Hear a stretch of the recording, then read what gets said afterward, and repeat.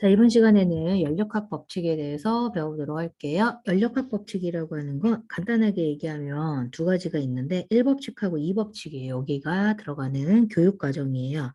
그래서 먼저 연력학 1법칙을 먼저 배울 건데 연력학 1법칙은 자, 간단하게 얘기하면 에너지 보존 법칙입니다.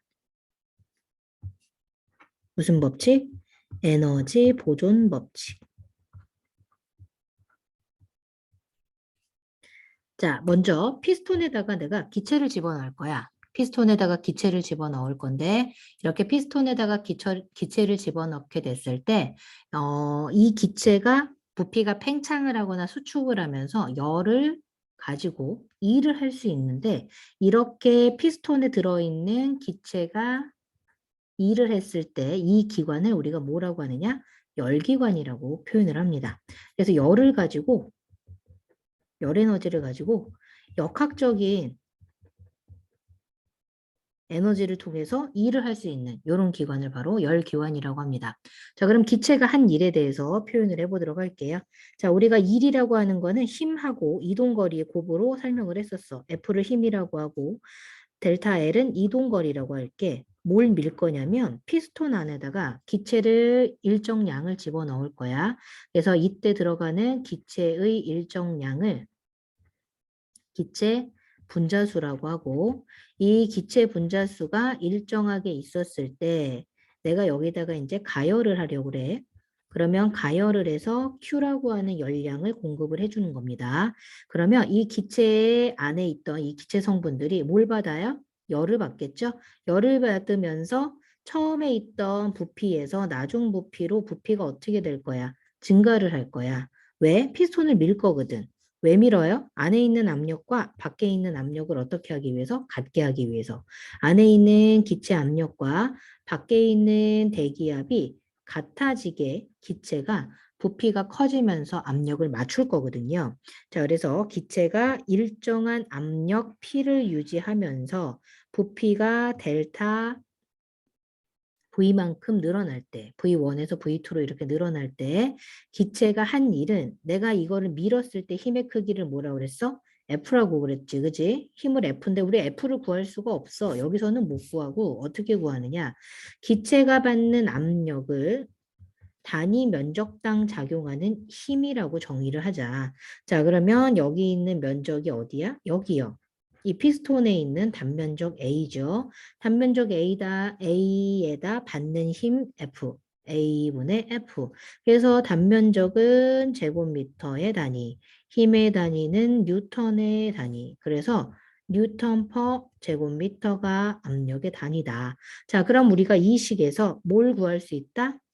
어, F라는 값을 구할 수 있겠지. 따라서 기체가 피스톤을 미는 힘은 뭐가 됩니까? 압력에다가 단면적 A를 어떻게 하는 거예요? 곱한 값이 되겠죠, 뭐. 그죠? 그래서 요렇게 해서 요 식을 이제 더 많이 쓸 거야. 그러면 아까 기체가 피스톤을 밀었잖아. 피스톤을 밀 때 힘을 F라고 했고 이동 거리를 여기서부터 여기 V1에서 V2까지 미는 거리를 델타 L이라고 할게. 그럼 이렇게 델타 L로 밀게 되면 힘하고 이동 거리 대신에 힘 대신에 뭘 쓴 거야? PA라고 아까 여기다 얘기해 줬잖아. 뭐라고? PA라고. 요 식을 여기다가 그대로 집어넣으려고 그래. 그럼 PA를 집어넣었더니 오, 많이 본 게 나오네. 어디요? A랑 델타 L을 곱했더니 이 크기가 뭐랑 같아요? 여기 밑에 있는 크기가 음, 단면적에다가 높이 곱한 거 아니에요? 그러면 이 원통형이 뭐가 되는 거야? 여기서부터 해서 여기까지잖아. 원통형이 뭐가 되는 거야? 델타 V로 부피가 되는 거지. 그래서 P 델타 V가 바로 누가 한 일이야? 기체가 한 일이 되는 거야. 그럼 기체가 한 일 W는 P 델타 V로 나타내는데 이때 P 델타 V에서 여러분들 자 델타 V가 0보다 큰 경우가 있고 작은 경우가 있지. 첫 번째는 자 V1보다 V2가 클 때야. 그지? 그러면 델타 V 값이 얼마가 나와? 0보다 큰 값이 나오지? 그러면 0보다 큰 값이 나왔을 때는 우리가 어떻게 표현을 하냐면 일을 기체가 한다라고 표현을 해. 일을 한다라고 표현을 하고 이번에는 V1보다는 V2가 더 작을 때야. 그래서 내가 이렇게 반대 방향으로 첫 번째 기체 부피를 V1이라고 하고 여기 좀 지울게. 안 보여서.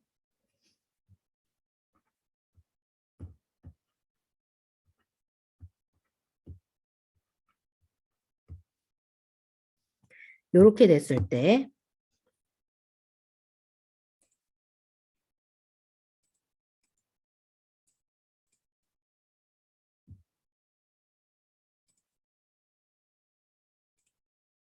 처음에 있는 부피를 여기다 V1이라고 하고 나중 부피를 여기다 V2라고 해서 부피를 줄일 거야.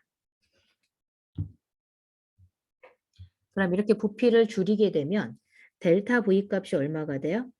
0보다 작게 되겠죠? 그러면 이때는 기체는 일을 하는 게 아니라 일을 받는다라는 표현을 써.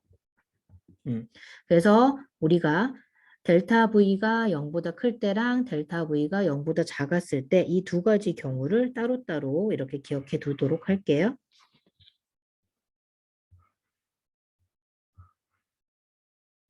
됐죠?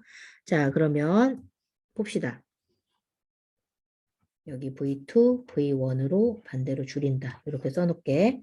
자, 그럼 기체 부피 변화와 일에 대해서 보자. 자, 기체가 한 일은 압력 부피 그래프에서 뭐와 같아? 밑에 있는 넓이와 같아. 그래서 첫 번째는 뭐냐면 등압 과정이네. 두 번째도 등압 과정입니다. 그래서 가는 등압 과정으로 압력이 일정한 거.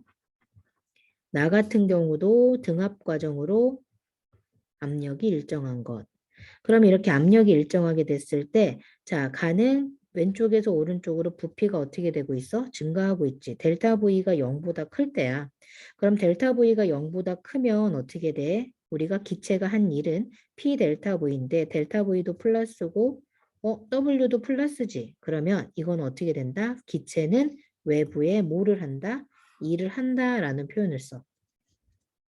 근데 반대로 지금 P가 압력은 또 등압 과정이라 똑같은 상태인데 델타 V 값이 줄어드는 거야. 마이너스이면 W 값도 무슨 값이 나와? 마이너스 값이 나오지. 그때 기체는 외부로부터 일을 어떻게 한다? 받는다라고 표현을 해. 자, 그리고 마지막에는 자, 순환 과정에서의 일이야. 그래서 맨 마지막에 이 파트는 순환 과정에서의 일이라고 표현을 하는데 이렇게 순환 과정에서의 일은 자 우리가 직선으로 선을 좀 두 개를 그릴게. 제일 부피가 작았을 때랑 제일 부피가 컸을 때랑 이렇게 나타내고 두 가지로 이제 면적을 좀 표시를 할 건데 첫 번째는 뭐냐? 왼쪽에서 오른쪽으로 빨간색 있죠? 그래서 오른쪽으로 이렇게 가는 일을 좀 표시를 해보려고 그래요. 그래서 오른쪽으로 가는 일은 어떻게 돼요? 부피가 증가하니 감소하니? 이렇게 따라갔으니까 부피가 증가했지, 그지? 그래서 델타 V가 0보다 커서 W도 플러스 값을 가질 거야. 그러면 기체가 어떻게 합니까? 일을 한다라고 표현을 했지. 그럼 일을 하는 거는 이 아래 있는 전체의 뭐가 됩니까? 넓이가 되겠죠. 아까 내가 여기서도 오른쪽으로 기체 부피가 커졌을 때 빨간색 요 면적이 바로 일을 하는 면적이라고 얘기했잖아. 여기는 기체가 일을 어떻게 한다? 한다. 그런데 반대 방향으로 볼게. 이번에는 오른쪽에서 왼쪽으로 이렇게 들어가게 되면 이번에는 기체 부피가 어떻게 됩니까? 줄어들죠? 아까와 마찬가지로 얘가 V1에서 V2가 되는 거면 증가하는 거지만 반대 방향으로 얘가 V 처음 부피고 얘가 나중 부피가 되면 부피가 어떻게 되는 거예요? 감소하는 거예요. 그럼 감소하는 부피는 파란색으로 그려봅시다. 그러면 얘는 어떻게 됩니까? 델타 V가 0보다 작아서 W가 마이너스 값이 나오니까 기체가 일을 어떻게 한다? 받는다라고 표현을 하는 거지. 그래서 여기 왼쪽에 있는 요 아래에 있는 면적도 기체가 어떻게 한다? 일을 받음. 이렇게 표현할 수가 있어. 그래서 순환 과정에서의 일은 실제적인 일은 어떻게 됩니까? 내가 지금 여기 안에 연두색으로 색칠한 부분 있죠? 여기 부분만 실질적으로 일을 한 값이에요. 왜? 일을 한 게 일을 받는 것보다 양이 어때요? 많잖아요, 지금 이게.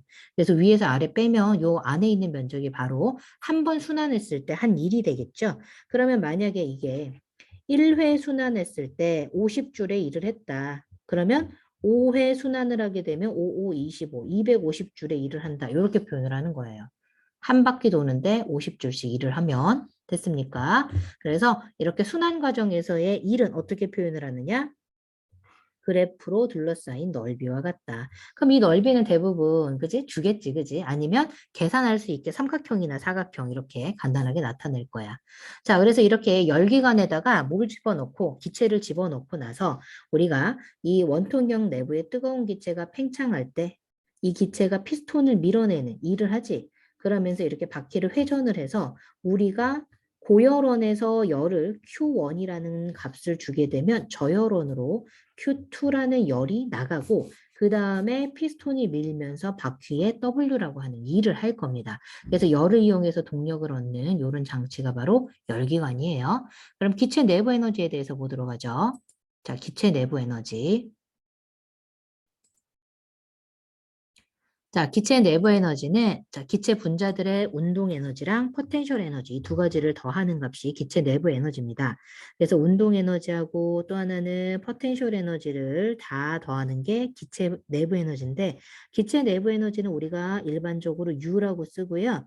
그 다음에 운동 에너지는 EK, 포텐셜 에너지는 EP 이렇게 표현을 해요. 그런데 자, 이 기체 내부 에너지는 언제 크냐? 분자수가 많고 그 다음에 절대 온도가 높을수록 기체의 내부 에너지가 훨씬 더 크게 되는데 이 기체 내부 에너지는 어디에 비례한다고요?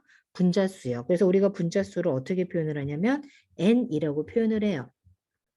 라지 N 써서. 그래서 내가 분자수가 많으면 분명히 분자수 곱한 만큼 자 에너지가 어떻게 되는 겁니까? 커져요. 근데 여기는 이제 내부 기체 전체 내부 에너지이기 때문에 자 N을 곱하지 않고요. 운동 에너지만 이렇게 에너지를 곱할 거예요. 자 그런데 여기서 이 안에 들어있는 아까 피스톤 안에 들어있었던 기체 있었죠? 이 피스톤 안에 들어있었던 기체가 아까 얘기했듯이 이렇게 피스톤 안에 기체가 들어있는데 이 기체가 무슨 기체냐? 이상 기체예요. 아이디얼 가스라고 해서 이상적인 기체인데 이 피스톤 안에 들어있는 이 이상 기체는요. 특이한 행동을 해요. 어떻게 되냐면 분자들의 상호작용이 없대. 상호작용이 없다라는 건 어떤 의미냐면 인력도 존재하지 않고 그 다음에 또 하나는 청력도 존재하지 않아. 반발력이라고 하지. 반발력도 존재하지 않는 기체입니다. 이상적인 기체지 실제 기체는 인력과 반발력이 존재하죠. 근데 얘네들은 이제 이상기체라고 가정을 하고 봤을 때 이 이상기체는 어떤 특징이 있냐면 포텐셜 에너지가 0인 상태예요. 포텐셜 에너지 뭐가 없다고요? EP가 없어요. 이게 왜 없냐면요. 포텐셜 에너지가 mgh가 되는데 이상기체들에서 얘네들 질량은요. 거의 0에 수렴해요. 그럼 질량이 없기 때문에 뭐의 영향을 받지 않아? 중력의 영향을 받지 않습니다. 영향을 안 받기 때문에 포텐셜 에너지 값은 없다고 0이라고 취급을 하고 그러면 우리가 식이 이제 내부 에너지 식이 어떻게 바뀌냐면 내부 에너지가 운동 에너지 합으로만, 그지? 운동 에너지의 전체 양으로만 더해지는 겁니다. 그래서 이 이상 기체를 가지고 기체 내부 에너지를 설명하게 되면, 자, 분자들의 운동 에너지 총합이 기체들의 내부 에너지다. 그래서 기체들의 내부 에너지는, 자, 어디에 비례해? 분자들의 총 운동 에너지, EK에다가 분자수 N을 곱한 겁니다. 이거 왜 이렇게 곱하게 되냐면요. 여기 있는 EK가 분자 딱 한 개의 평균 운동 에너지라서 그래. 평균 운동 에너지라서. 그래서 한 개가 아니라 여러 개, N개가 있으면 N개만큼 운동 에너지를 곱해줘야지만 기체 전체의 운동 에너지 합으로 내부 에너지를 구할 수가 있는 겁니다. 그래서 기체 내부 에너지는 분자들의 운동 에너지의 총합과 같다. 라고 설명을 할게요.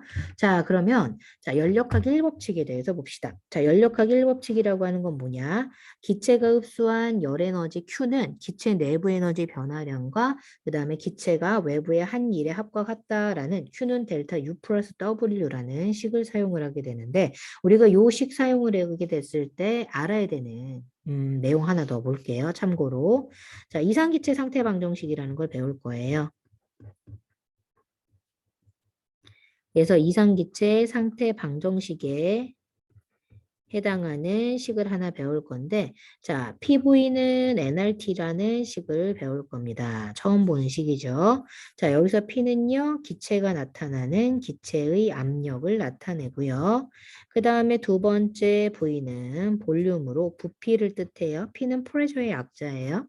그 다음에 N은 기체의 분자수를 뜻하고요. 그 다음에 R 값은 그냥 기체 상수라고 해서 이건 왼쪽하고 오른쪽에 값을 맞추기 위한 거예요. 자, T는 온도가 됩니다. 뭐가 된다? 온도.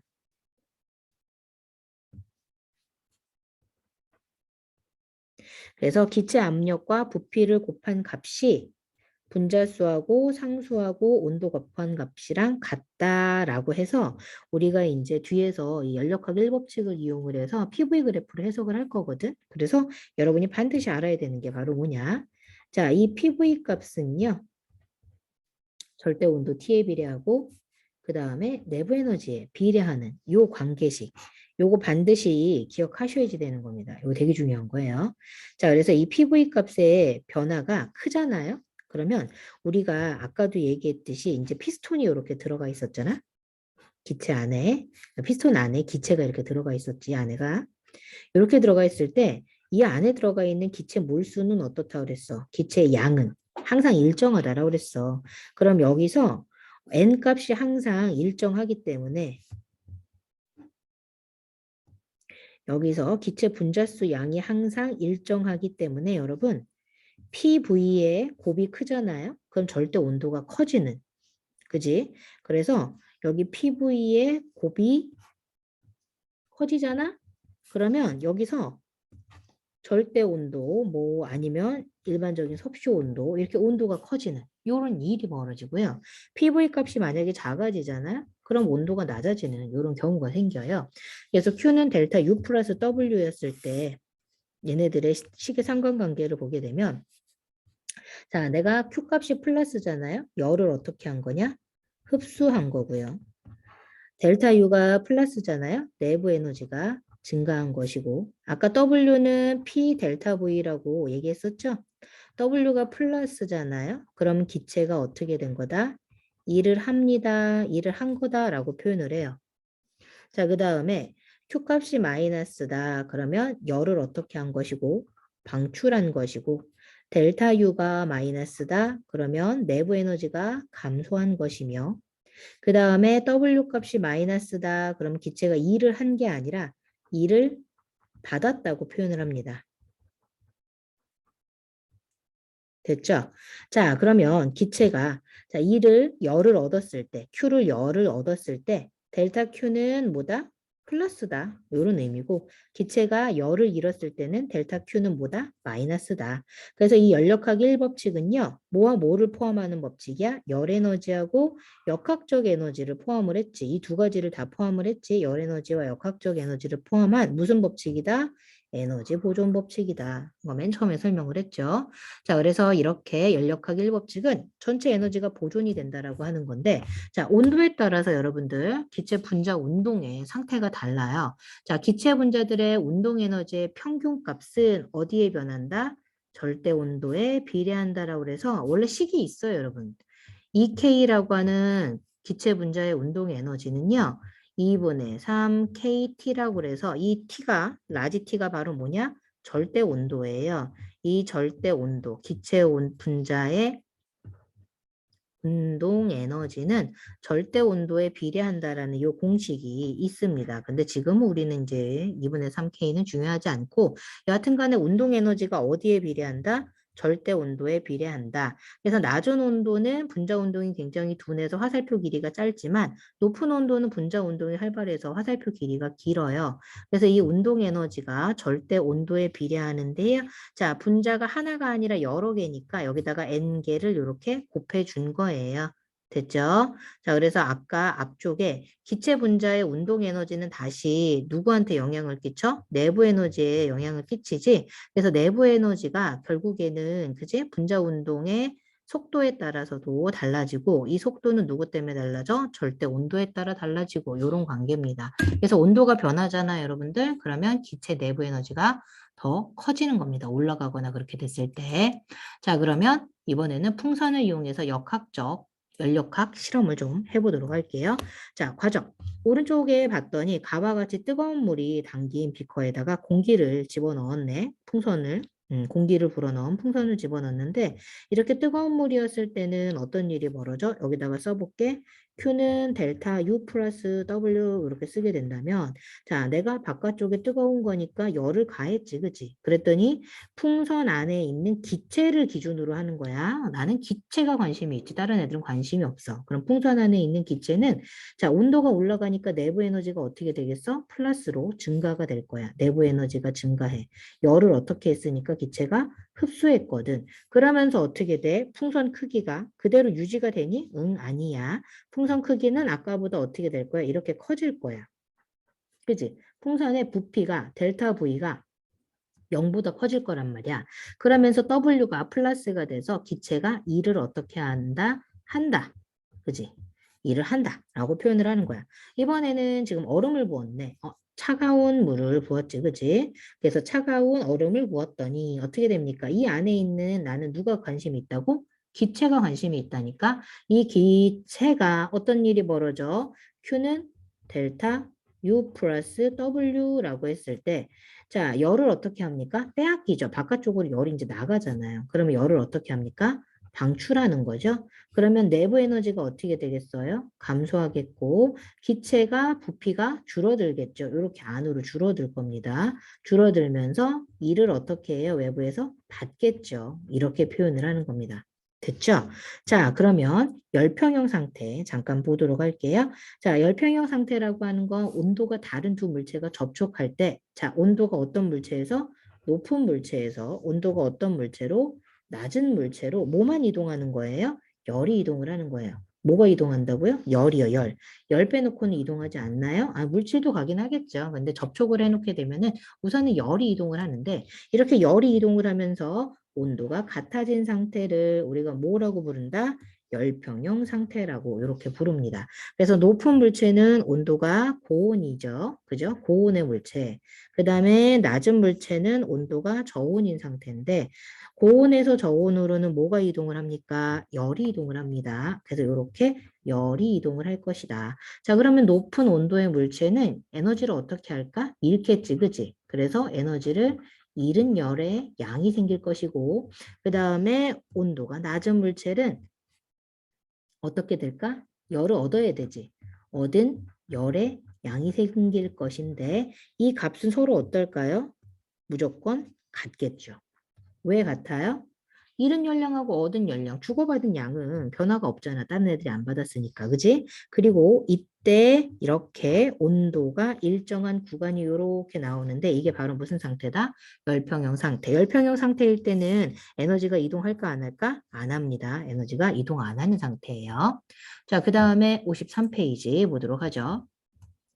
자, 스털링 엔진에 대해서 배울 거예요. 열기관 중에서 이제 가장 간단한 역학적 일로 바꾸는 장치인 기관인데, 열 에너지를 역학적인 일로 바꾸는 열기관 중에 하나로 연료를 태우지 않고요. 고열원하고 저열원의 온도 차이만 있으면 작동을 해요. 그래서 밑에다가 뭐 종이컵이라든지 컵 같은데 뜨거운 물을 받아가지고 뜨거운 열을 공급하잖아요. 그러면 여기 있는 추가 왔다 갔다 하면서 얘네들을 회전시켜요. 그래서 이렇게 간단한 열을 가지고 자 온도 차이를 이용을 해서 역학적인 일로 바꾸는 열기관이 바로 스털링 엔진입니다. 근데 스털링 엔진뿐만 아니라 뭐 여러 가지가 있어요. 오른쪽에 있는 건 스털링 엔진이고 그래서 부피가 일정한 가열 냉각 과정 또는 온도가 일정한 팽창 압축 과정을 거치면서 외부의 일을 하게 만드는 거예요. 그래서 이런 열기관들은 여러분이 뭘 알고 있냐면 내연기관하고 뭐 외연기관 이런 것들이 있는데요. 자, 이 연력학적 과정을 이용을 해서 일을 하는 장치입니다. 그래서 열 에너지를 뭘로 전환을 한다고요? 일로 전환을 한다고 했죠.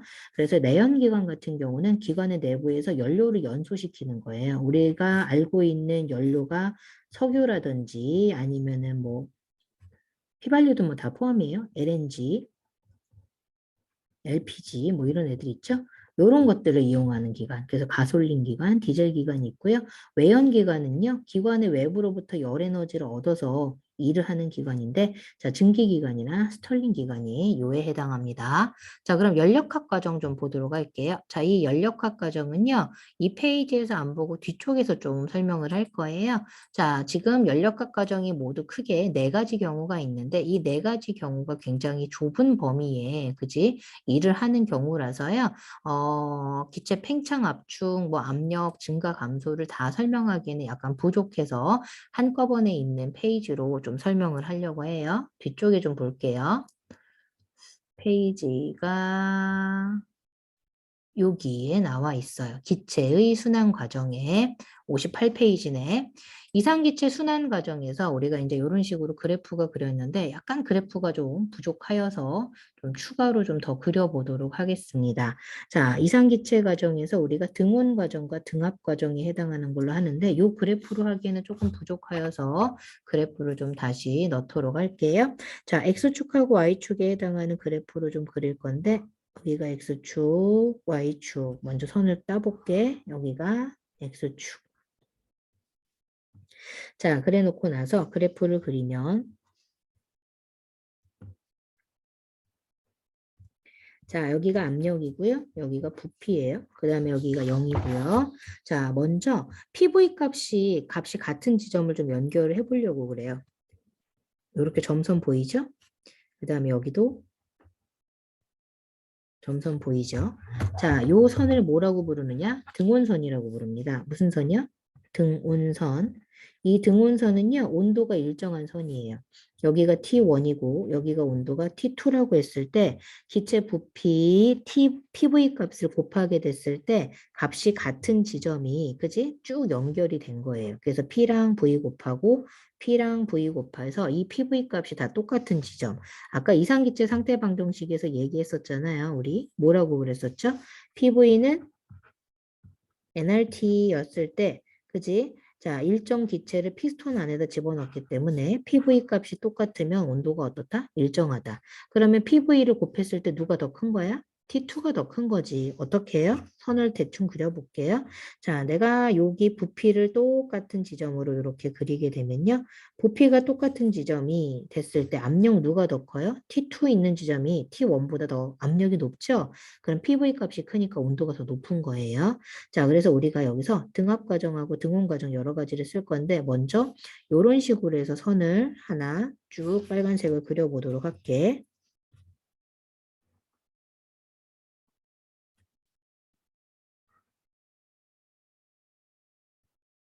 이렇게 순환 과정의 일을 하나를 좀 그렸어요. 딱 안 맞는 건 좀 지워볼게요. 이렇게 순환 과정의 일을 구하고요. 여기서부터 A, B, C, D, E 과정을 좀 표시를 해보려고 합니다.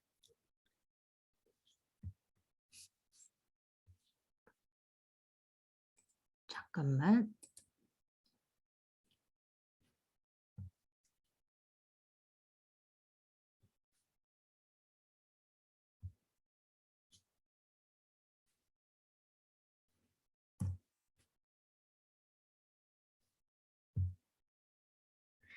자, 그래서 이렇게 자, 부피가 V1, V2 표시를 하고요. 여기가 압력 P1, P2를 표시를 할 거야. 그리고 시계 방향으로 순환하는 과정을 그려보도록 할게요. 그리고 여기다가 B하고 D 과정을 잇는 선을 하나 더 그려보도록 하겠습니다. 됐죠?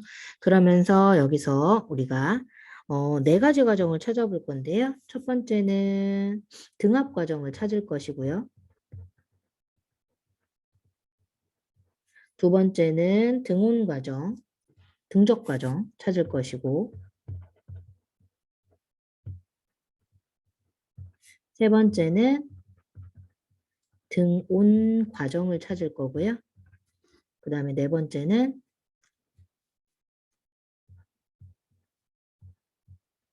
단열 팽창 과정. 다섯 번째는 단열 압축 과정. 요렇게 찾을 거예요. 자, 그럼 등압 과정부터 먼저 볼게요. 자, 등압 과정은요. 자, 압력이 일정한 과정이죠. A에서 B로 가는 것도 등압 과정이고요. 그 다음에 D에서 E로 가는 것도 등압 과정이에요. 보이죠? 그죠? 그러면 이때 우리가 Q는 델타 U 플러스 W 요식을 이렇게 사용을 해서 얘네들이 어떠한 일이 있는지 보도록 할 거예요. 자, 그 다음에 두 번째는 등적 과정인데 등적 과정에는 부피가 같은 과정이거든요. 그래서 부피가 같은 과정이라고 그래서 자, 우선은 부피가 같아야 되니까 2에서 A 과정이 있고요.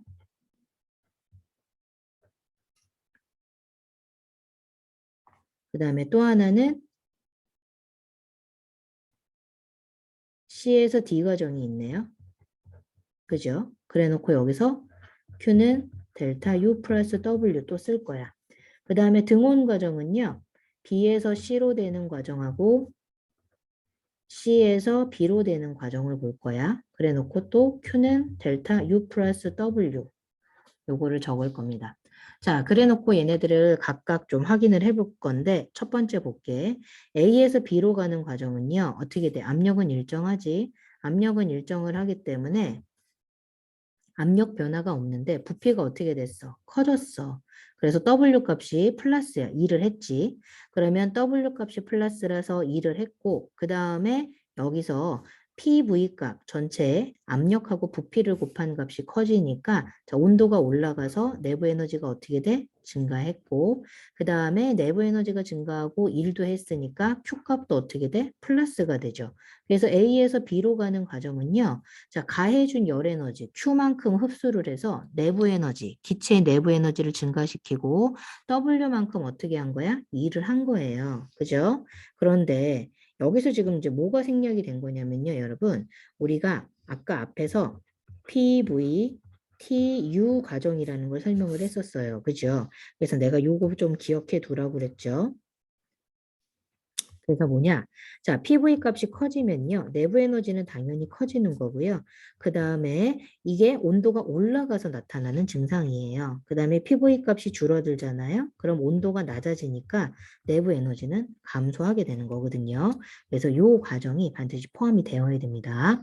자, 그럼 이번에는 D에서 E 과정 보도록 할게요. 자, D에서 E 과정으로 가면 D에서 E로 거꾸로 가서 부피가 줄어들었죠? E를 받았어요.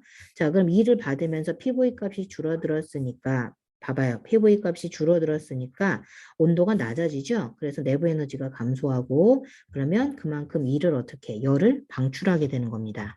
보이죠? 자, 이번에는 등적 과정 볼게요. 등적이면요.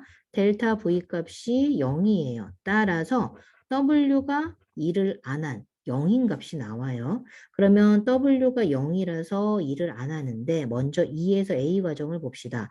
2에서 A 과정을 보게 되면 등적 과정인데 압력은 커졌거든요. 그러면 지금 여기서 압력, P 값이 커지면 여러분 온도는 올라가요. 네, PV 값 전체가 커지니까. 그럼 내부 에너지가 왜 증가했느냐? 어떻게 된 거예요? 내부 에너지 증가한 이유는 열을 어떻게 했기 때문이야? 흡수했기 때문이죠. 그래서 내부 에너지가 증가하면 열을 흡수한 거다라고 표현을 하고요. 자, 그 다음에 두 번째 C에서 D 과정 볼게요. C에서 D 과정은 등적 과정인데 압력이 낮아졌어요. 내부 에너지가 줄어들었거든요. 왜? 열을 방출했기 때문이에요. 됐죠? 자, 그래서 이 과정 받고 자, 그 다음에 등온 과정 보도록 합시다. 자, 등온 과정은요, 뭐가 일정한 거야? 온도가 일정한 거예요. 아, 그러면 온도가 일정하니까요, 뭐가 안 변해요? 내부 에너지 안 변하죠? 델타 U 값이 0입니다. 그래서 델타 U 값이 0이 되는 거고, 이때, 자, B에서 C 과정 봅시다. B에서 C는요, 아, 등온 과정인데 부피가 커져요. 그럼 2를 했거든요. 왜 2를 했어요? 열을 흡수했기 때문에 일을 할 수가 있었던 거죠. 그 다음에 이번에는 거꾸로 할 건데 C에서 B 과정 거꾸로 가는 거예요. 여기에 C에서 B 과정. C에서 B 과정으로 가면 열을 어떻게 해요? 방출해야 돼요. 마이너스. 왜 방출을 하게 돼? W 값이 마이너스로 자 부피가 줄어들었거든. 그래서 C에서 B 과정은 자 내가 열을 방출을 해서 일을 받은 과정입니다. 됐죠? 자, 그 다음에 단열 팽창하고 단열 압축 보도록 할게요. 자, 단열 과정이라고 하는 거는 뭐냐? 단열은요, Q값이 0인 거예요. 여기서 단열 과정은요, Q값이 0인 거예요. 열을 주고받지 않은 거거든요. 자, 그러면 Q값이 0일 때 단열 팽창하고 압축이 무슨 차이인지 봅시다. 자, Q는 델타 U 플러스 W 똑같이 쓰시고, Q는 델타 U 플러스 W 똑같이 써요. PV 그래프를 우리가 연력학 1법칙으로 설명을 하는 거야. 그럼 첫 번째 보자. 단열 팽창이니까 부피가 커졌지, 그지? 부피가 커졌으니까 델타 V 값이 어떻게 되는 겁니까? 0보다 커서 W가 2를 한 거고요. 그런데 두 개를 더해서 이 Q값이 얼마가 나와야 돼? 얼마가 나와야 돼? 0이 나와야 돼. 그럼 내부 에너지가 어떻게 됩니까? 감소합니다. 감소합니다. 그래서 내부 에너지가 감소하는 과정이 나오고요. 두 번째, 단열 압축이에요. 단열 압축일 때도 열을 안 준 거예요, 여러분. 근데 요 단열 압축도 열을 안 준 건데, 그럼 이 단열 압축이 됐을 때는 열을 안 준 상태에서 만약에 팽창이 아니라 부피가 어떻게 됐어요? 줄어들었죠. 아, 그러면 W 값이 얼마가 됩니까? 2를 받아서 줄어들고요. 2를 받아서 줄어들었을 때는 내부 에너지가 어떻게 돼요? 증가하게 돼요. 근데 이걸 찾아야 되잖아. 왼쪽에서 그래프에서. 그 과정이 바로 여기에 있어요. 자, 단열 팽창은 뭐냐면 B에서 D로 되는 과정이에요. 어디에서 어디로 간다고? B에서 D로 되는 거죠. 그럼 B에서 D로 됐을 때는 어떻게 되는지 봅시다. 지금 방금 얘기했잖아요. B에서 D로 되면요. 부피는 지금 증가하고 있어요. 그죠? 그래서 W가 0보다 큰 값이 나오고요. 그 다음에 온도가 T2에서 T1으로 어떻게 됐어? 낮아졌죠. 마이너스로. 그죠? 그래서 온도가 낮아졌는데 자, 일을 한 만큼 기체 내부 에너지가 어떻기 때문이야? 감소하기 때문이야. 자, 그 다음에 내가 단열 압축 과정이라고 그랬네. 압축 과정은 이번에는 거꾸로 할 거야. 어디에서 어디? D에서 B로. 거꾸로. D에서 B로. 그러면 이렇게 단열 압축이 됐을 때는 어떤 일이 벌어져? 단열 압축일 때는 부피가 줄어들었으니까 내가 일을 받은 만큼 뭘 합니까? 델타 U가 플러스가 되니까 내부 에너지가 증가하는 겁니다. 그래서 지금 뭘 설명을 한 거냐면요. 여러분, 여기 안에다가 피스톤 안에다가 이상 기체라는 걸 집어넣고요. 등적, 등압, 등온 과정을 거쳐서 이렇게 한 바퀴를 뱅글뱅글 돌았을 때 이 열기관이 하는 그 상황을 설명을 한 거예요. 그래서 PV 그래프 분석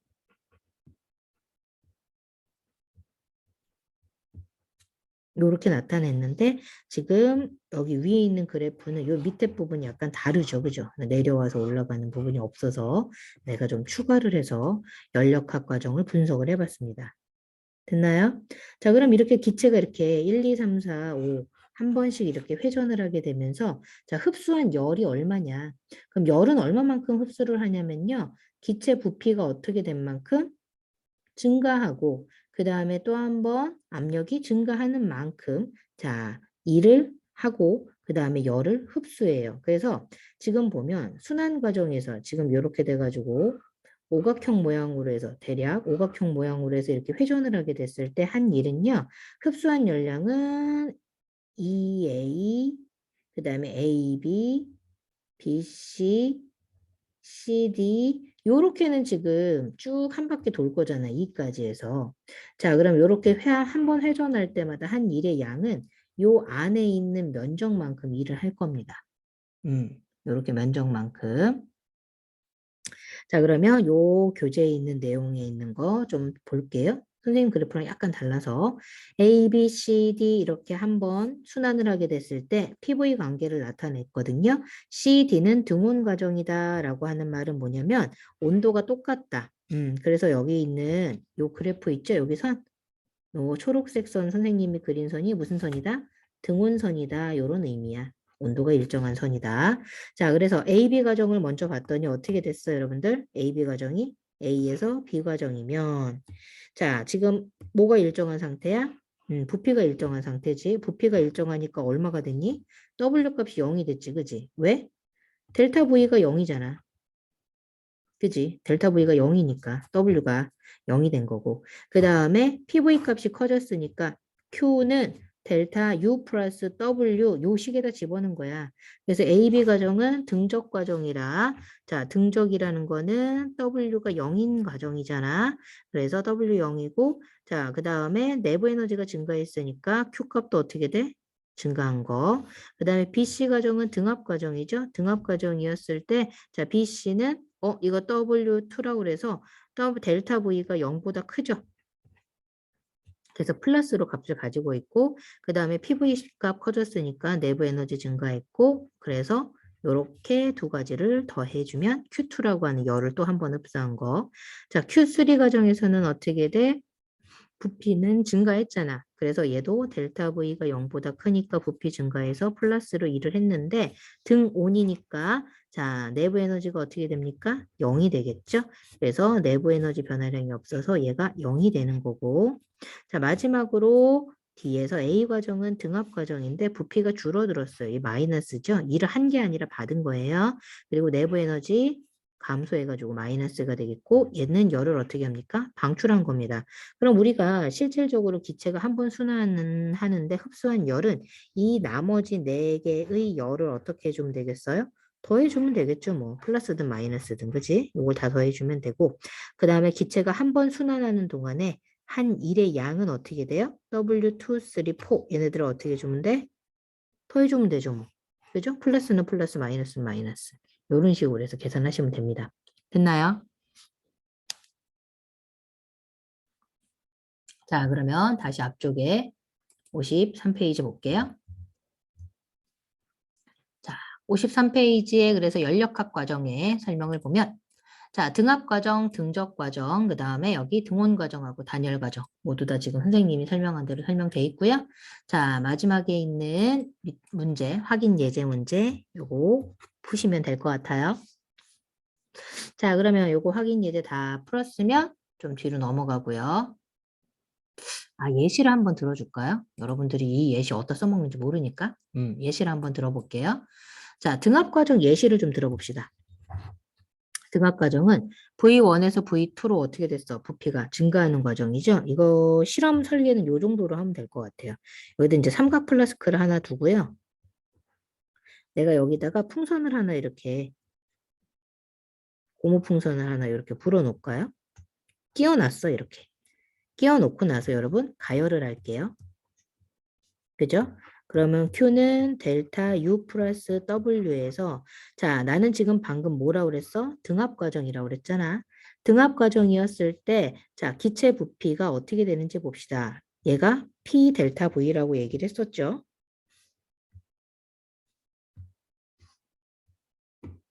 P 델타 V라고 P 델타 V라고 얘기를 했는데 내가 얘를 가열을 하잖아요. 그러면 기체는요. 여기 안에 기체가 들어있어. 기체가 열을 흡수하죠. 그래서 내부 에너지 어떻게 돼요? 증가해요. 내부 에너지가 증가하면서 자 W 자 기체가 어떻게 됩니까? 풍선을 밀어서 이렇게 커다랗게 만들어요.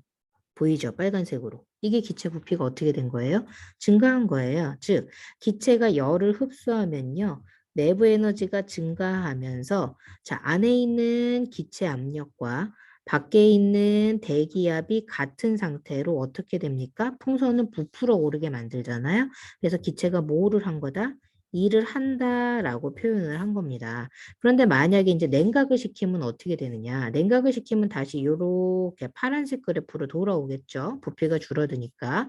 그래서 기체가 냉각을 했을 땐 내부 에너지가 감소하고 열을 방출하면서 이를 받는다라고 표현을 한 거예요. 됐죠? 자, 그 다음에 등적 과정의 예시를 또 들어볼까요? 자, 등적 과정은요, 가장 대표적인 예로 압력밥솥이 있을 것 같아요. 그래서 압력솥이라고 간단하게 나타내 볼게. 그러면 이렇게 추가 있는 압력솥에다가, 그지? 이제 밥을 한다고 여기다 이제 쌀을 안 칠 거야. 그럼 밑에다 이제 가열을 해보자. 그럼 이 안에 뭐가 들어있니? 기체가 들어가 있잖아. 그럼 Q는 델타 U 플러스 W인데 이 압력밥솥은 아주 탄탄해가지고, 그지? 이 스테인레스라든지 이 철이라든지 이 그릇이 더 이상 부피가 커지지를 않아. 그지? 그래서 압력밥솥은 무슨 과정이야? 등적 과정이야, 등적. 그래서 델타 V가, P 델타 V가 나왔을 때 델타 V 값이 얼마야? 0입니다. 그래서 부피 변화가 없으니까 2를 안 해. 그럼 내가 여기다가 가열을 해서 Q라는 열을 주잖아? 그럼 그게 몽땅 다 누구한테 가는 거야? 기체의 내부 에너지. 그래서 기체 내부 에너지 증가를 통해서 자, 열을 흡수한 거를 몽땅 다 어디다 쓰는 거야? 기체 내부 에너지, 기체 온도 올리는 데다 쓰이는 거지. 일은 못해. 왜? 이 팽창을 안 해, 부피가. 요런 과정이야. 됐죠? 자, 그 다음에 뭐 등온 과정은 큰 의미가 없고 온도가 일정한 거니까. 자, 그 다음에 단열 과정, 단열 압축하고 단열 팽창이 있는데 요거는 지금 단열 팽창 같아. 왜 그래프가 아래로 내려갔지, 그지? 그래서 요런 대표적인 예가 어디에 있냐면 우리 이제 태백산맥에 가면, 그지? 우리나라 여기 동쪽에 여기가 동해 바다가 되고 그 다음에 여기가 이제 산이야. 그러면 이제 바람이 이렇게 해풍이 불 거야. 해풍이 불면서 여기에서 공기 덩어리가 요만했던 게 산꼭대기 올라가면서 공기 덩어리가 어떻게 됩니까? 팽창을 하죠. 단열 팽창을 합니다. 왜? 기압이 낮아졌거든요. 그럼 단열 팽창을 하게 되면 어떻게 됩니까? Q는 델타 U 플러스 W였을 때 어떻게 됩니까? 단열 팽창을 하게 되면 단열이니까 Q 값이 0이죠. 그런데 부피는 커졌어요. 아, 그러면 내부 에너지가 어떻게 돼? 감소하는구나. 그럼 내부 에너지가 감소해서 온도가 내려갔으니까 어디에 도달해요? 이 공기방울이 이슬점에 도달하죠. 그죠? 그래서 이슬점에 도달해서 온도가 낮아지니까 뭐가 만들어져? 이슬점에 도달해서 구름이 만들어져. 그래서 구름이 만들어져서 여기가 비가 막 때려서 내려지겠지. 그지? 비가 쏟아서 내려지겠고 이게 다시는 어떻게 돼? 아래쪽으로 바람을 계속 타고 내려가게 되면 이 공기가 다시 어떤 일이 벌어집니까? 단열 압축이 되는 경우가 생겨요. 그러면 단열 압축이 됐을 때, 자, 다시 Q는 델타 U 플러스 W를 쓰게 되면 어떤 일이 벌어집니까? 자, 열을 안 줬으니까 Q 값은 0이 맞아요. 그런데 압축이 됐으니까 이를 받죠? 그럼 내부 에너지가 어떻게 돼요? 올라가요. 그럼 아까 있던 구름이 어떻게 돼? 싹 사라지는 거지. 그래서 온도는 높고 굉장히 건조한 바람이 불게 되는데 그 바람 이름이 바로 뭐예요? 높새바람이라고 하는 거예요. 이게 대표적으로 자, 단열 압축과 단열 팽창에 관한 예시입니다. 됐나요? 그래서 열 출입이 없는 과정으로 Q 값이 0이었을 때를 설명한 거예요. 됐나요? 자, 그러면 밑에 확인 문제 풀고요. 54페이지 넘어가 볼게요. 자, 54페이지에 연력학 법칙 봅시다. 연력학 2법칙하고 자, 요런 거를 좀 볼 건데 아까 1법칙은 뭐라고 그랬더라? 에너지 보존 법칙이라고 그랬지? 까먹으면 안 돼. 연력학 1법칙은 에너지 보존 법칙. 자, 2법칙은 뭐에 해당하는 거냐? 방향성에 관한 법칙이다. 그래서 이 방향성에 관한 법칙으로 가역 과정하고 비가역 과정을 볼 건데 먼저 가역 과정 보죠. 외부에 아무런 변화를 남기지 않고 스스로 원래 상태, 원래 있던 상태로 그대로 되돌아갈 수 있는 과정을 우리가 뭐라고 부른다? 자, 이렇게 연력학 이 법칙에 해당하는 방향성에 관한 가역 과정이라고 한다. 자, 그럼 이 가역 과정이라고 하는 건 뭐냐면 공기 저항이 지금 없을 때 진자를 매달아 놨더니 얘가 멈춰 안 멈춰? 안 멈춰. 계속 왔다 갔다 왔다 갔다 왔다 갔다 하면서 어떻게 돼? 원래대로 돌아와요. 그래서 스스로 누가 안 시켰죠? 스스로 원래 상태로 되돌아갈 수 있는 과정을 우리가 가역 과정이라고 하는데 자연 상태에서 이런 가역 과정이 많겠어요, 여러분? 별로 없어요. 사실은 누가 더 많아요? 비가역 과정이 훨씬 더 많습니다. 그래서 비가역 과정이 훨씬 더 많기 때문에 여러분들 비가역 과정에 더 포커스를 맞출 거예요. 그래서 이 비가역 과정에 보면 얘는요, 외부의 변화를 남기지 않고는 원래 상태로 되돌아갈 수가 없어요. 그래서 원래 상태로 되돌아가지 못하는 과정. 그러면 외부의 변화를 남긴다라고 하는 건 뭐냐면, 뭐가 작용을 해야 돼? 외력이 작용을 해야 돼. 외력이 작용하지 않았을 경우에는 가능하지만, 외력이 작용을, 자, 안 했을 경우에는 원래대로 못 돌아가고 외력이 작용해야지만 원래대로 돌아간다라고 보시면 됩니다. 그래서 진자는요, 실제는 공기 저항 때문에 원래 상태로 되돌아가지 않고 결국에는 어떻게 돼요? 그대로 멈춰요. 그죠? 그래서 역학적 에너지가 감소하는 상태로 이렇게 돌아갈 건데, 자, 그러면 열 효율에 대해서 좀 보도록 할게요. 가역 과정하고 비가역 과정이 있는데 우리가 이제 방향성에 관한 걸 설명하려고 요 두 가지를 설명을 한 거예요. 자연 상태에 있는 애들은 아까 봤듯이 대부분은 비가역 과정인데 자, 이 비가역 과정에서 우리가 열 효율을 어떻게 잴 거냐. 자, 열기관에 공급된 에너지 중에 내가 Q1이라고 하는 열을 고열원에서 공급을 했어. 자, 그 중에서 자, 1로 전환되는 비율이 바로 열 효율이에요. 자, 그래서 이거를 연력학 일법칙에 해당하는 식으로 쓰게 되면 Q1이라는 열을 줬잖아. 그럼 Q2로 열을 방출하고 W만큼 일을 한 거야. 요런 과정이야. 쉽게 얘기하면. 그럼 이게 연력학 몇 법칙에 해당하는 거야? 1법칙이지 뭐.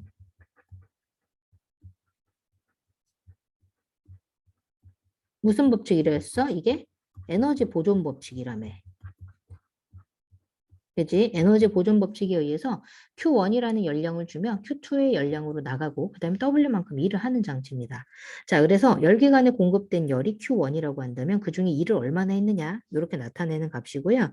자, 그다음에 요 W 대신에 뭘 쓴 거야? 여기서 이제 식을 바꾸면 W 대신에 Q1-Q2를 쓸 수 있지. 그 식을 여기다 집어넣은 거야. 그래서 정리를 하면 1-Q1분의 Q2가 나오는데 자, 항상 Q1이 Q2보다 어때요? 크죠? 그럼 요 값이 뭐보다 작아요, 여러분? 1보다 작거나 같아요. 이거 같을 수도 있어요. 그러니까 일을 하나도 안 하고 몽땅 다 열로 내보내버리면 되거든. 그래서 요 Q1분의 Q2 값이 항상 뭐보다 작아서 여러분들 1보다 작거나 같아서 여기 있는 열 효율 보이죠? 열 효율. 1-Q1분의 Q2에 해당하는 값은 항상 뭐보다 작다? 얘가 1보다 작아요. 그래서 열기관의 열 효율은 항상 1보다 작아서 열 효율이 100%인 기관은 없어요. 즉 열을 가지고 일을 100% 못한다는 뜻이야. 자, 그래서 열기관에 공급된 Q1에 비해서 Q2 값이 작잖아. 그죠? 그러면 Q2 값이 훨씬 더 작으면 작을수록 열 효율이 어떻게 돼? 높아집니다. 이 값이 굉장히 커지게 되는 거고 열기관이 일을 하는 동안 방출되는 열이 항상 있다. 방출되는 열이 항상 존재한다라는 건 Q2가 존재한다라는 뜻이야. 그렇기 때문에 Q2는 0이 될 수가 없다. 아, 그래서 방출하는 열이 0이 돼서 그지? W가 100%로 다 전환될 수가 있다 없다? 없다. 그래서 일을 100%할 수가 없다라는 결과에 도달하게 됩니다. 자, 그럼 연력학 2법칙이 뭐냐? 연력학 2법칙은요. 방향성에 관한 법칙이다라고 얘기했어요. 자연현상에서 일어나는 모든 것들은요. 가역 반응이 아니라 비가역 반응이에요. 에너지를 주지 않고는 원래 상태로 갈 수가 없어요. 그거에 관한 설명이에요. 그래서 열 효율이 몇 퍼센트인 기관은 존재하지 않는다고 그래? 100%인 열기관은 존재 안 해. 열 효율이 100%인 열기관은 존재하지 않는다. 첫 번째. 그 다음에 두 번째, 모든 자연현상은 무질서한 정도가 어떻게 되는 방향? 증가하는 방향으로 진행을 한다. 그럼 무질서도를 우리가 뭐 하냐면 확률이 늘어나는 방향, 엔트로피라고도 얘기를 해. 그래서 엔트로피가 증가하는 방향으로만 진행을 한다. 자, 그 다음에 세 번째, 두 물체가 접촉되어 있었을 때는 고온의 물체에서 어디로? 저온의 물체로 뭐가 이동을 하지만 열이 이동을 한다. 이거 열 이동하는 건 당연한 거야. 하지만 반대 방향으로, 이렇게 반대 방향으로는 열이 이동을 한다, 안 한다? 안 합니다. 자연적으로는 안 해요. 뭘 주게 되면, 에너지를 억지로 주게 되면 가능하지만, 에너지를 주지 않는 이상은 고온에서 저온으로만 열이 이동하지, 반대로는 갈 수가 없어요. 그래서 냉장고와 같이, 이 냉장고처럼 우리가 열을 계속 빼려면 에너지를 줘야 돼. 저온에서, 그지? 열을 빼내는 거잖아. 온도를 낮추기 위해서. 하지만 고온에서 저온으로 가는 건 당연한 겁니다. 자, 그래서 여러분이 알아야 되는 거. 자, 일은 모두 열로 전환되지만, 자, 일 같은 경우는 열 에너지로 몇 퍼센트 전환이 돼요? 100% 전환이 가능해요. 이거 가능한 거야. 그런데 반대 방향으로 열이라고 하는 값을 일로 전환하는 것은 100% 전환이 가능하다, 안 가능하다? 불가능하다. 얘는 불가능하다라고 보는 겁니다. 됐어요? 그래서 이게 연력학 1, 2, 3법칙에 해당하는 설명입니다. 자, 그래서 이 이상적인 열기관이라고 하는 게 나오는데요. 자, 이 연력학 2법칙에 의하면요. 자, 지금 고열원에서 저열원으로 열이 갔잖아요. 그래서 Q1에서 Q2로 열이 갔는데 Q1이 몽땅 다 100% 열을 할 수 있는 기관은 연력학 몇 법칙에 2법칙에 위배 안 맞는다라는 거예요. 그래서 위배가 되는 거라 존재한다, 존재하지 않는다, 존재하지 않는다 라고 설명을 합니다. 자, 그러면 자, 제일 이상적인 열기관 보도록 할게요. 카르노 기관이라고 그래서 이게 이상적인 열기관이에요. 그럼 여기서 이상적인 열기관이라고 하는 건 실존한다, 실존하지 않는다? 실존하지는 않아. 실제로는 없어. 하지만 이거 왜 만들었냐면 이상기체 방정식을 이용을 하고 그래서 얘네들의 온도 관계를 통해서 자 고열원에서 저열원으로 절대 온도 차이로 열기관을 만약에 만들게 됐는데 이게 카르노 기관이라면 우리가 이 카르노 기관이 가장 효율이 높은 아주 굉장히 좋은 열기관이 되는 거야. 그래서 이 같은 온도에서 작동하는 실제 열기관보다 어떻다? 열 효율이 높다. 왜냐하면 이상적인 열기관이거든. 그래서 실존하지는 않아. 근데 이거 왜 하냐면 우리가 이 실제 열기관하고 이상적인 열기관을 어떻게 하는 거야? 비교를 해보는 거야. 비교를 해서 우리의 목표는 뭐냐면 이 실제 열기관을 어디에 가깝게 만드는 거야? 이상적인 열기관에 가깝게 만드는 게 목표야. 많이 떨어지지 않게. 자, 그래서 카르노 기관의 열 효율은 자, 1-T1분의 T2인데 아까 우리 실제 열기관의 열 효율은 얼마였지? 실제 열기관의 열 효율은 1-Q1분의 Q2를 썼잖아. 그래서 얘는 단위가 좀 달라 얘들아. 여기서 열량이었을 때는 뭐 킬로칼로리라든지 또는 아니면 줄 요런 단위를 썼지만 여기서는 이거 절대 온도라서 켈빈 온도를 쓸 거야. 그래서 절대 온도로 해서 나타낼 겁니다. 자, 그러면 여기서 자, 오른쪽에 식을 좀 여러 개 써볼게요. 자, 지금 카르노 기관의 PV 값에 해당하는 압력과 부피에 관한 PV 그래프가 나왔죠. 그래서 A, B, C, D 한 바퀴 돌았을 때 Q는 델타 U 플러스 W를 다 쓸게요. 여러 번 쓰기 싫어서 그냥 다 계속 복제해서 넣어보도록 할게요. 요 과정, 단열 팽창 과정에서도 Q는 델타 U 플러스 W를 집어넣을 거고요. 그 다음에 요 과정에서도 Q는 델타 U 플러스 W를 집어넣을 것이고 그 다음에 마지막에 등온 압축, 단열 압축까지도 Q는 델타 U 플러스 W를 다 적어보도록 하겠습니다. 됐죠? 이렇게 집어넣을게요. 이거는 요 과정이고요. 자, 그러면 등온 팽창부터 봅시다. 자, A에서 B 과정 가는 거 볼까요? 옆에다 써도 될 것 같아요. 그죠? 자, 그러면 요 과정은 뭔지 표시를 해볼까? 등온, 온도가 일정하죠? 델타 U는 0이에요. 보이죠? 부피 커졌죠? 그죠? 왜? A에서 B로 되면 부피가 증가했잖아요. 그러면 V 값이 델타 V가 플러스 값이니까 자, 일을 한 거지. 왜 일을 했어? 열을 흡수했거든. 그래서 흡수한 열로 뭘 한 거야? 일을 했어, 기체가. 음. 자, 두 번째 보도록 할게. 단열 팽창이래. 단열이면 여러분 뭐가 0이에요? Q값이 0이에요. 이게 0입니다, 여러분. 그러면 B에서 C로 되면 부피가 증가했죠. 왜 증가했어요? 부피가 증가했으니까 일을 한 거지 뭐, 그지? 자, 그 다음에 여기서 Q값은 똑같은데 0이라 0이라고 나오면은 얘는 델타 U값은 얼마야 돼? 온도가 낮아져야 돼. 그래서 T1에서 T2로 온도 어떻게 됐어? 하강했지, 그지? 온도 하강한 거 보이지? 자, 그 다음에 CD 등온 과정이래 또. 아까 뭐라고 그랬더라? 등온 과정은? 얘 등온이라고 그랬으니까 델타 U지. 등온 과정이니까 델타 U 값이 얼마야? 0. 이게 0이야. 근데 부피가 줄어들었잖아. 마이너스. 그러면 열을 어떻게 해야 돼? 방출해야지. 됐나요? 자, 그 다음에 단열 압축. 단열 뭐라고 그랬어요? 단열은 Q가 0이라고 그랬죠. 오케이. 그러면 압축이 되니까 부피가 줄었으니까 내부 에너지가 어떻게 되겠구나? 증가하겠구나. 이렇게 되는 겁니다. 됐나요? 자, 그러면 이런 카르노 기관에서 만약에 열 효율이 100%가 되고 싶다고 해볼게요. 그럼 요 값이 얼마면 됩니까? 0이 되면 되잖아요. 그럼 둘 중에 하나야. 어떻게 하면 되냐면 첫 번째는 뭐야? T1이 무한대가 되거나 그지? 무한대로 커지거나 T2가 0이 되면 되잖아. 근데 T2가 0이 못 돼. 왜?